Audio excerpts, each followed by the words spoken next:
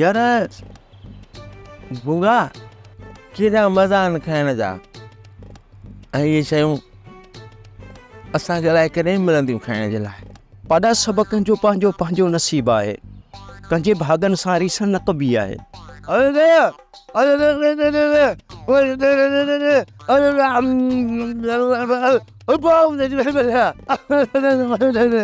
बुगा आप तॾहिं कजा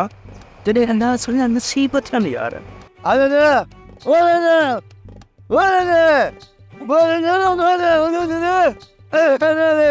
बुगा असां बसि उन्हनि शयुनि खे ॾिसी पंहिंजी दिलि ख़ुशि करे सघूं था दिलि न लाहे पाॾा दिलि न लाहे अलाह वॾो महिरबान आहे सॼी ज़िंदगीअ लाइ न सही पर हिकु दफ़ो भलो खाधो खाइण लाइ ज़रूरु मिलंदो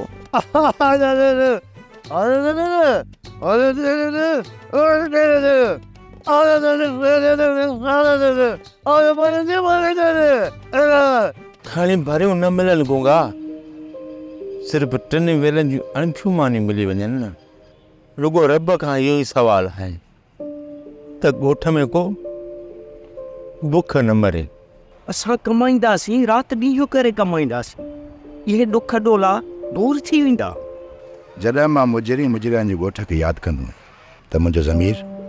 मूंखे मलामत कंदो आहे जेकर तूं ज़मीर जी मलामत खां बचणु चाहीं थो जेका तो वटि मूड़ी आहे पोइ उन्हनि खे ॾेई अचु सोचो आहे त प्लाट जूं क़िस्तूं मुकमल करे उते पंहिंजो घरु ठाराईंदुसि घटि में घटि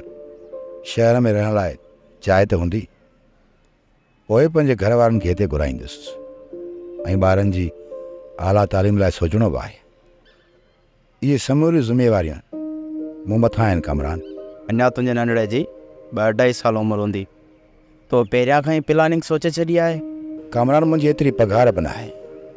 जो मां 2 महीननि में पंहिंजी जॻह ठाराए पंहिंजी फैमिली शिफ्ट कयां उन लाइ मूंखे 2-3 साल लॻंदा जेकर हिन खां वधीक मूंखे अरसो लॻंदो त पोइ मां पंहिंजे नंढड़े खे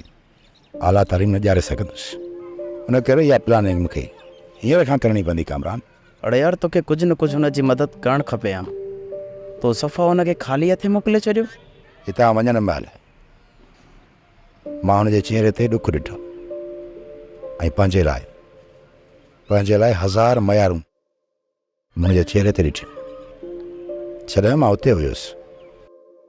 त हुन मूंखे पंहिंजे भाइरनि खां वधीक इज़त ॾिनी ऐं कुर्ब ॾिनो ऐं हुननि मूंखे पंहिंजे जीअ में जायूं ॾिनियूं मूं छा कई मां एॾो वॾो ख़ुदगर्ज़ बणिजी वियुसि जो मां हुन तरफ़ खां अखियूं मोड़े छॾियूं मालिक साईं मूंखे माफ़ कंदो सोप सीरियल मुहब्बतुन जो माग तमाम एपिसोड्स ॾिसो हाणे HD क्वालिटीअ में विज़िट करियो असांजो YouTube channel SindhTVHD drama subscribe कयो असांजो official YouTube channel SindhTVHD drama ऐं वधीक अपडेट लाइ बेल आइकन खे क्लिक करियो